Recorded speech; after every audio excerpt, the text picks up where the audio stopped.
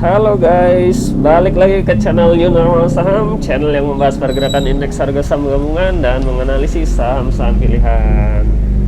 Gimana kabar portofolionya hari ini? Merah dong. Hehehe. Jadi pada hari ini terlihat IHSG ditutup turun 74,358 poin atau melemah sebesar 1,12% ke level 6.533,932. Dari volume transaksinya sendiri tercatat sebesar 236 juta lot saham atau setara dengan 20,5 triliun. Dari data tersebut terlihat bahwa sebenarnya volume perdagangan tidak jauh berbeda dibandingkan pada perdagangan hari sebelumnya, namun ternyata value transaksinya jauh lebih besar dibandingkan value transaksi pada perdagangan hari sebelumnya. Hal ini menunjukkan bahwa saham-saham yang banyak diperjualbelikan pada hari ini adalah saham-saham dengan market cap yang besar. Kita masuk ke sektoral. Pada hari ini hampir mayoritas sektor ditutup melemah, mulai dari IDX Finance, basic, cyclical, industri, infrastruktur, non-cyclical, hingga teknologi. Tapi ternyata ada juga sektor-sektor yang malah berlawanan dengan arah pergerakan IHSG. Di antaranya ada IDX Health, IDX Energi, IDX Property yang ternyata ditutup positif, dan ada IDX Trans. Nah, dari sini terlihat bahwa jika IHSG melemah, dan ketika kita tahu pelemahannya hari ini karena adanya kekhawatiran terhadap varian baru COVID-19 yang dikenal dengan Omicron, kita masih layak mencermati sektor-sektor yang tidak terlalu ada kaitannya dengan hal tersebut, seperti energi. Bagaimanapun sektor-sektor energi, khususnya batu bara, ini biasanya nggak terlalu terkait dengan ancaman dari corona itu sendiri. Di sini terlihat ada Adaro, ITMG, dan TCPI yang makan menguat di saat IHSG melemah karena adanya kekhawatiran terhadap varian baru corona tersebut.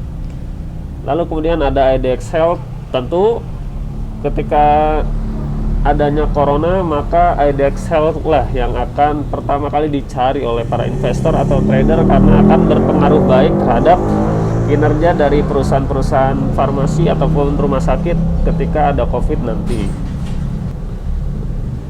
Lalu di sini ada properti, ini hanya karena technical rebound semata.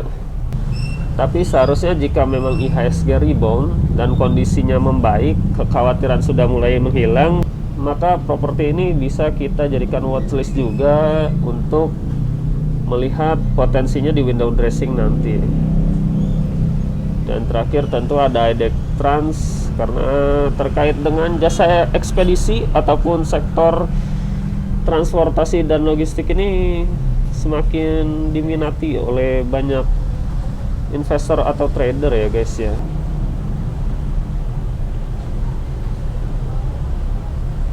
Oke, kita lanjut ke ranking saham-sahamnya secara value. Di tengah pelemahan IHSG hari ini terlihat bahwa saham-saham blue chip banyak yang berguguran. Mulai dari Telkom, ada perbankan seperti BBRI, BBCA, BMRI, sektor emas juga MDKA, ada juga ASII, dan lain sebagainya yang terlihat masih banyak yang memerah. Tapi ternyata ada juga saham-saham yang menguat di tengah pelemahan IHSG hari ini, khususnya seperti bank digital seperti Arto, bank, dan tentu ada sektor dari batubara, Adro, dan IDX Basic seperti BEPS. Kita masuk ke transaksi asing. Berdasarkan data RTI, asing membukukan net sales sebesar 973,93 miliar, di mana 782,68 miliar di pasar reguler dan 191,25 miliar di pasar negosiasi dan tunai. Nah, di sini terlihat ya guys ya, dari net sale-nya itu sendiri ternyata banyak sekali saham-saham blue chip yang dijual oleh asing, mulai dari BMRI, ASII, SMGR, BBCA, BBRI, BBNI, dan seterusnya. Tapi ada juga ternyata yang masih banyak dibeli oleh asing di tengah pelemahan IHSG ataupun net sale pada hari ini, seperti bank, BEPS, Arto, TLKM, BEFIN, TCPI, dan lain sebagainya. Oke, kita masuk ke chart IHSG ya guys. Di sini terlihat IHSG sempat ditutup menguat hari ini, berhasil membreakout resisten terdekatnya di 6.620. Namun sayang, di sesi kedua hari ini tiba-tiba IHSG ditutup turun, langsung membreakout supportnya di 6.555, dan di sini terlihat volume transaksi lebih besar dibandingkan pada perdagangan sebelumnya, dan tentu seperti yang kita lihat di data tadi, value transaksinya juga sangat besar pada penurunan hari ini. Untuk asing di sini terlihat membukukan net sell,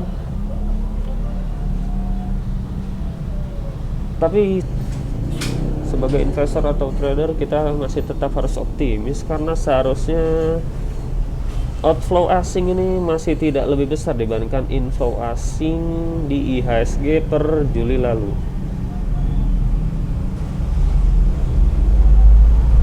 Nah, namun di sini kita bisa lihat per September kemarin ada outflow asing yang begitu besar, tapi outflow asing ini bisa kalian cek sendiri terjadi bukan di saham-saham blue chip.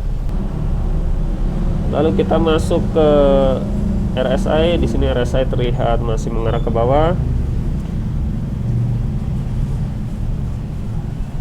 Nah, di sini level terendah RSI-nya ya guys ya. Jadi sebisa mungkin RSI dari IHSG ini seharusnya tidak lebih bawah dari RSI yang dibuatnya per 19 Agustus lalu, supaya kita merasa aman bahwa IHSG masih layak untuk bisa kita lakukan perdagangan di sana. Lalu di sini MACD yang masih mengarah ke bawah, histogram yang bentuknya pun lebih besar dibandingkan dari perdagangan sebelumnya. Tapi selama masih belum menyentuh garis Y sama dengan 0, seharusnya masih oke. Masih ada harapan untuk IHSG ini bisa berbalik arah. Jadi untuk perdagangan hari esok seharusnya masih akan ada tekanan jual. Panic selling masih akan terjadi dan menguji support selanjutnya di 6.485. Jika ada pembalikan arah di 6.485 ini, kita bisa cicil beli untuk saham-saham blue chip yang ada di IHSG. Lalu apabila ternyata level support ini tidak kuat menahan, kemungkinan IHSG masih akan turun ke 6.400. Nah, ini level yang perlu kita waspadai ya. Apabila IHSG ditutup di bawah level 6.400 di akhir perdagangan, sudah bisa dipastikan IHSG sudah tidak sehat lagi ya guys ya, karena membentuk lower low. Tapi jika ada pembalikan dan ditutup di sekitar 6.485, itu masih ada harapan dan justru ada kesempatan bagi kita untuk beli saham-saham di IHSG di sekitar level 6.400 sampai 6.485. Oke guys, kita lanjut ke analisis saham-saham pilihan ya guys. Saham pilihan pertama dari IDX Healthcare, sektor farmasi, yaitu Kimia Farma Tbk atau KF. KF ini termasuk ke dalam saham first liner, market capnya saat ini 15,2 triliun dan tergolong ke dalam saham syariah. Pada perdagangan hari ini KF ditutup naik 170 poin atau menguat 6,61% ke level 2.740, di mana harga penutupannya ini ternyata lebih tinggi dibandingkan rata-rata harga pembeliannya.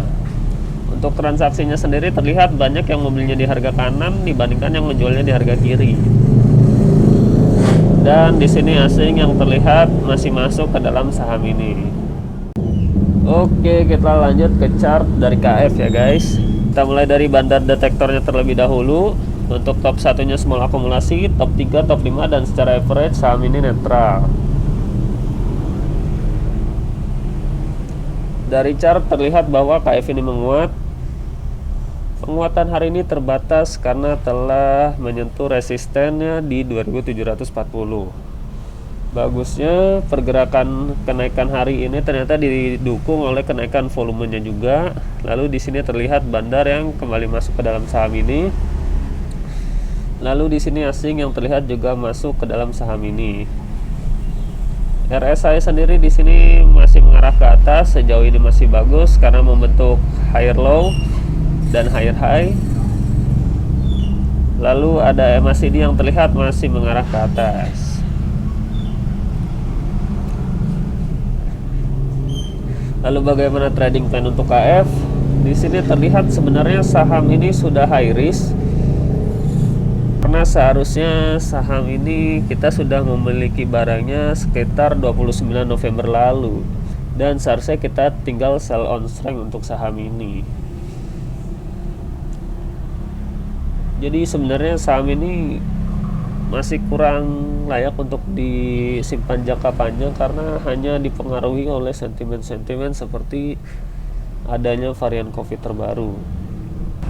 Nah, apabila IHSG kembali ditutup melemah besok dan isu terkait varian baru COVID-19 semakin mengkhawatirkan, maka KF ini bisa dimanfaatkan untuk ditradingkan.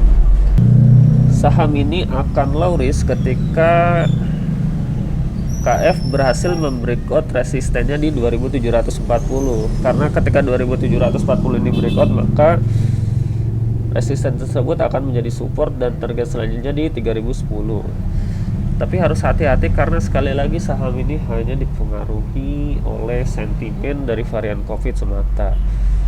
Apabila sentimen tersebut sudah mereda dan dapat ditanggulangi dengan baik oleh pemerintah, maka saham ini akan turun kembali bahkan ke harganya di 2550. Oke, kita masuk ke risk and reward ratio-nya. Ingat sekali lagi ini hanya untuk trading dan pastikan 2740 ini tertembus dan tetap hati-hati karena bisa jadi false breakout juga. Entry-nya di 2740. Target take profit bisa sampai 3010. Dengan catatan, sekali lagi dengan catatan IHSG masih terkena tekanan jual besok karena adanya kekhawatiran terhadap varian baru COVID, dan saham ini hanya bisa dimanfaatkan untuk trading. Untuk level stop loss di 2690. Nah, di sini risk and reward ratio-nya menarik 1:5,4 dengan catatan sekali lagi membreakout resistennya di 2740 dan kondisi IHSG masih belum stabil karena kekhawatiran terhadap varian baru COVID-19. Disclaimer on ya guys. Saham selanjutnya yang akan kita analisis dari IDX Cyclical sektor department store yaitu Ramayana Lestari Sentosa Tbk atau RALS. RALS ini termasuk ke dalam saham second liner, market cap-nya saat ini 5,2 triliun dan tergolong ke dalam saham syariah. Hari ini RALS ditutup naik 10 poin atau menguat 1,36% ke harga 740, di mana harga penutupannya ini ternyata lebih tinggi daripada rata-rata harga pembeliannya. Untuk transaksinya sendiri terlihat ternyata banyak yang menjualnya di harga kiri dibandingkan yang membelinya di harga kanan. Lalu di sini terlihat asing mulai keluar dari saham ini. Oke, kita masuk ke chart dari RALS. Kita mulai dari bandar detektornya terlebih dahulu. Untuk top 1, top 3-nya big akumulasi, top 5-nya normal akumulasi, dan secara average saham ini diakumulasi dalam jumlah yang besar. Dari chartnya terlihat RALS ini ditutup menguat, sempat melemah, tapi ternyata hingga akhir perdagangan RALS ini kembali ditutup naik. Namun sayang ternyata volume transaksi hari ini lebih rendah dibandingkan volume transaksi pada perdagangan sebelumnya. Tapi di sini terlihat bandar kembali mengakumulasi saham ini. Lalu di sini terlihat asing yang kembali keluar dari saham ini. Untuk RSI-nya sendiri terlihat masih mengarah ke atas, sejauh ini masih membentuk higher low. Tapi di sini terlihat dalam jangka pendek sudah membentuk lower high.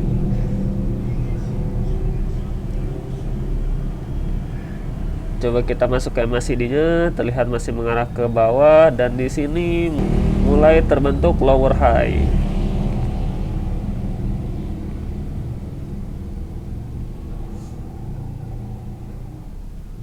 Nah, jadi dari indikator yang sudah kita amati tadi, sebenarnya saham ini masih layak untuk ditradingkan, tapi hanya dalam sekali swing.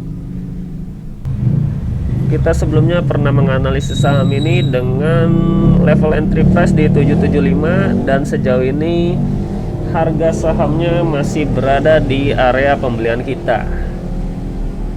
Lebih lanjut, karena saham ini masih menarik dan terlihat sangat low risk, kita bisa mengaveraging down saham ini.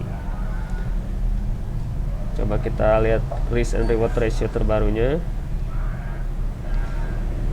Kita bisa membeli kembali atau mengakumulasi kembali saham ini di harganya saat ini di 740 atau di sekitar harga 740 sampai level stop lossnya di 710. Dengan target take profit terdekat di 800, maka risk and reward ratio terbarunya adalah 1:2, jadi menarik. Cut loss apabila saham ini ditutup di bawah harga 710, karena jika ditutup di bawah harga tersebut kemungkinan Bollinger Band juga akan mengarah ke bawah dan saham ini akan downtrend. Dan sekali lagi saham ini hanya bisa kita manfaatkan dalam sekali swing karena terlihat tadi indikator MACD ataupun RSI-nya kurang begitu baik. Sekalipun ada penguatan yang terjadi seharusnya akan sangat lemah. Dan target take profit terdekat di 800 dengan keuntungan sebesar 8,11%. Disclaimer on ya guys. Saham terakhir yang akan kita analisis berasal dari ADX non cyclical sektor poultry, yaitu Charun Pokpan Indonesia Tbk atau Cepin. Cepin ini termasuk ke dalam saham First-Liner. Market cap-nya saat ini 99,6 triliun dan tergolong ke dalam saham syariah. Pada hari ini Cepin ditutup naik 375 poin atau menguat 6,57% ke harga 6.075. Harga penutupan atau 6.075 ini ternyata lebih tinggi daripada rata-rata harga pembeliannya. Sejauh ini sebenarnya belum ada sentimen positif apapun terkait sektor poultry ini. Akan tetapi memang biasanya market selalu merespon lebih dulu terhadap apa-apa yang akan terjadi ke depannya. Nah, di sini berarti Cepin ini salah satu saham yang layak untuk kita masukkan ke dalam watchlist karena pada perdagangan hari ini terlihat adanya volume atau value transaksi yang cukup besar. Untuk transaksinya sendiri di sini terlihat banyak yang membelinya di harga kanan dibandingkan yang menjualnya di harga kiri. Lalu di sini setelah sekian lama asing keluar dari saham ini, pada perdagangan hari ini terlihat asing mulai masuk kembali ke dalam saham ini. Oke, kita masuk ke chart dari Cepin. Kita mulai dari bandar detektor untuk top 1, top 3, top 5 dan secara average saham ini diakumulasi dalam jumlah yang besar. Di sini terlihat candle yang terjadi pada hari ini terlihat sangat solid karena penutupannya sama dengan harga tertingginya. Namun sayang harga tertingginya ini ternyata terbatas oleh resistennya di sekitar 6.075. Dari sini terlihat ada volume spike sangat menarik. Lalu di sini bandar yang mengakumulasi kembali saham ini. Ada juga asing yang terlihat mulai masuk kembali ke dalam saham ini. Lalu ada RSI yang terlihat mulai mengarah ke atas. Dan di sini ada MACD yang terlihat sudah golden cross dan terbentuknya histogram hijau yang menandakan saham ini sudah mulai perlu diperhatikan.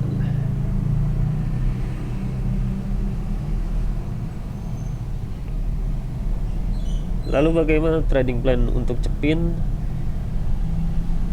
Di sini investor atau trader sebaiknya wait and see terlebih dahulu karena kemungkinan saham ini akan melakukan pullback terlebih dahulu, mengingat telah menyentuh resisten terdekatnya di 6075. Area pembelian bisa di sekitar 5825 hingga 6075 ini. Dengan mengasumsikan kita membelinya di 6025,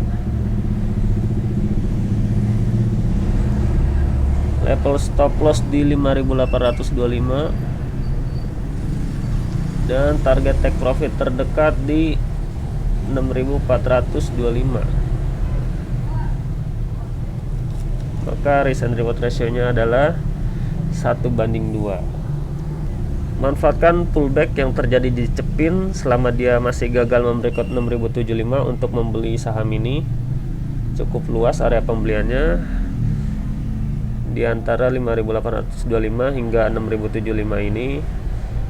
Cut loss bisa dilakukan apabila di akhir perdagangan saham ini ditutup di bawah supportnya di 5825 dan target take profit terdekat di 6425. Tentu level tersebut bisa tercapai setelah membreakout resisten pertamanya di 6200, tentu setelah menembus 6075, dan resisten selanjutnya di 6300. Disclaimer on ya guys.